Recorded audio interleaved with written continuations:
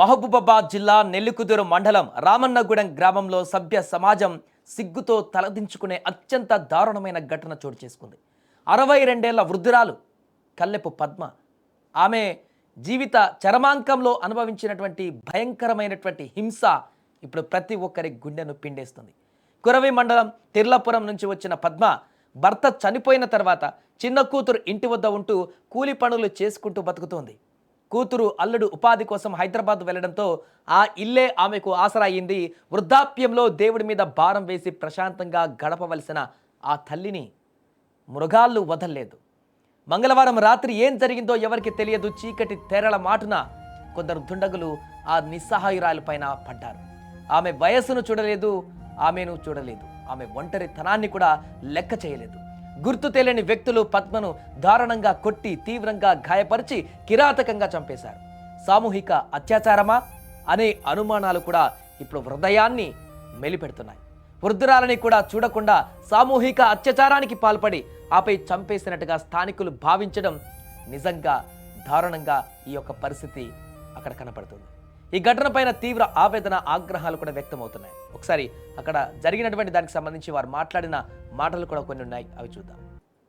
62 సంవత్సరాల మా కల్లపు పద్మ చనిపోయిందని మాకు వాళ్ళ బిడ్డ కొయ్యేడి సరిత కంప్లైంట్ మేరకు భర్త సుధాకర్ వాళ్ళు రామనగూడెం విలేజ్ అయితే ప్రాపర్ ప్రజెంట్ హైదరాబాద్లో బతుకుదేరు కోసం ఉప్పల్ దగ్గర వండుకుంటూ వాళ్ళు పని చేసుకుంటుంటూ ఈరోజు వాళ్ళ పక్కింటి ఆమె సుగుణం ఆమె చూసి రోజు మార్నింగ్ ఉదయం 8 గంటలకే వచ్చి బయటకు వచ్చి పని చేసుకుంటుంది. ఈరోజు రాలేదని పోయి చూడగా ఆమె ఇంట్లో ఒకటే ఆమె రక్త గాయాలతో పడి ఉన్నది. పడి చనిపోయి ఉంటే వెంటనే వాళ్ళ బిడ్డకు కాల్ చేసి చెప్తే ఆమె హైదరాబాద్ నుంచి వచ్చి మాకు పిటిషన్ ఇచ్చింది. కొయ్యేడి సరిత ఇచ్చిన పిటిషన్ మేరకు మేము కేసు రిజిస్టర్ చేసి మర్డర్ కేసు రిజిస్టర్ చేసి దాని మీద దర్యాప్తు చేస్తున్నాం. ప్రజెంట్ అన్నోన్ పర్సన్స్ మీద కేసు రిజిస్టర్ చేయడం జరిగింది. దాన్ని ఇమీడియట్లీ మేము వీలైన తొందరనే అక్యూజులను ట్రేస్ అవుట్ చేసి దొరకబడి దాన్ని ప్రాపర్ ఇన్వెస్టిగేషన్ చేస్తాము. దీనిపైన డౌట్స్ ఉన్నాయి, దాన్ని పూర్తిగా మేము ఎంక్వైరీ చేసినాక ఇన్వెస్టిగేషన్లో క్లియర్. ఇది పోలీసులు చెప్తున్నటువంటి వివరాలు. ఈ ఘటనకు సంబంధించి అనుమానాలపైన విచారణ చేస్తున్నట్టుగా కూడా తెలిపారు. ఈ ఘటనలో స్థానికులు కొంత అనుమానాన్ని వ్యక్తం చేస్తున్నారు. అత్యాచారం జరిగేటువంటి అవకాశం ఉన్నట్టుగా వారు చెప్పడం చాలా ఆందోళనకరంగా మారినటువంటి సందర్భంలో ఆ రకంగా కూడా ఇన్వెస్టిగేషన్ చేస్తామంటూ కూడా పోలీసులు చెప్తున్నారు ఈ ఘటనకు సంబంధించి. అలాగే ఈ ఘటన జరిగినటువంటి సందర్భంలో అక్కడ ఉన్నటువంటి కొంతమంది వారు కూడా ఈ యొక్క ఘటన పట్ల తీవ్ర దిగ్భ్రాంతి వ్యక్తం చేశారు, ఆగ్రహాన్ని వ్యక్తం చేస్తున్నారు. ఒక వృద్ధాప్యురాలని ఆమెను ఇంత దారుణంగా హత్య చేయడం పట్ల అసలు ఏం జరిగింది, ఇలాంటి దారుణమైనటువంటి పరిస్థితులకు కారణమైనటువంటి వ్యక్తులను శిక్షించాలంటూ కూడా డిమాండ్ చేస్తున్నారు అక్కడ స్థానికులు. సో కొంతమంది ఈ యొక్క ఘటన పట్ల రియాక్ట్ అయినటువంటి వారు కూడా ఉన్నారు. వారేం మాట్లాడారో ఇప్పుడు చూద్దాం. కానీ అన్యాయం సార్ ఇది, ఇలా ఇంకా ఎవరికి జరగకూడదు. ఒక తల్లి స్థానంలో ఉన్న ఆమెని, అంత పెద్ద వయసున్న ఆమెని అలా చేయడానికి వాళ్ళకి ఎట్లా మనసు ఒప్పింది? ఆ రాక్షసులను నిజంగా ఈ ఘోరంగా ఎన్కౌంటర్ చేసి పడేయాలి సార్. ఇంకొకరు చూసి భయపడాలి, సిచ్యువేషన్ చూసి ఇంకొకరికి చేయాలంటే కూడా భయపడాలి, అలా వణుకు పుట్టియాలి.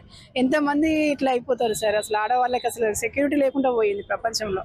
అన్యాయం సార్ ఇదైతే. అసలు ఆ మనిషిని చూస్తే ఎలా అనిపిస్తుంది సార్? 60 ఏళ్ళ ముసలావిడ ఆమె, ఎలా చేయబుద్ధి అయిందండి ఆమెని? అసలు ఆమెను చూస్తేనే బాధేస్తుంది. క్రూరంగా చంపేశారు సార్. మొత్తం కన్నుగుడ్డంతా ఇట్లా వాసిపోయింది, కాళ్ళు అన్ని కమిలిపోయి ఉన్నాయి, వేళ్ళు విరిసేశారు, కాళ్ళన్నీ విరిసేశారు. వాళ్ళ ఇంట్లో అక్క చెల్లెలు లేరు, అమ్మ లేదా వాడికి. ఇంత అన్యాయంగా ఎలా చేశారు అసలుకి? ఖచ్చితంగా పోలీసులు ఏదో ఒకటి కఠినమైన చర్య తీసుకొని అండ్ శిక్ష వేయాలి సార్. మాకు ఇది అక్కడ ఉన్నటువంటి వారు చెప్తున్నటువంటి మాటలు ఇవి.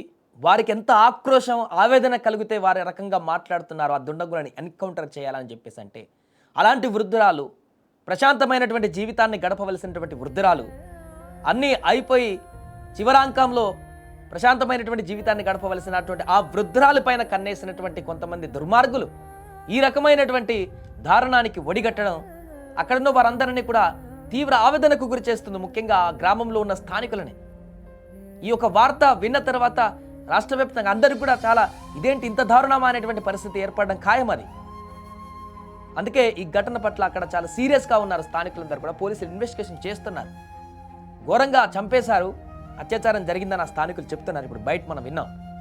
అలాంటి పరిణామాలకు పాల్పడినటువంటి ఆ దుండగులను, ఆ వ్యక్తులను అత్యంత దారుణంగా శిక్షించాలి అనేటువంటి డిమాండ్ను కూడా వ్యక్తం చేస్తున్నారు. మరి విచారణలో పోలీసులు ఆ దుండగులు ఎవరనేది ఏంటనే వివరాలు త్వరలోనే పట్టుకుంటామని చెప్తున్నారు. కాబట్టి వారెవరు, వారికి ఎలాంటి శిక్ష విధిస్తారనేది కూడా కాలమే నిర్ణయించాలి.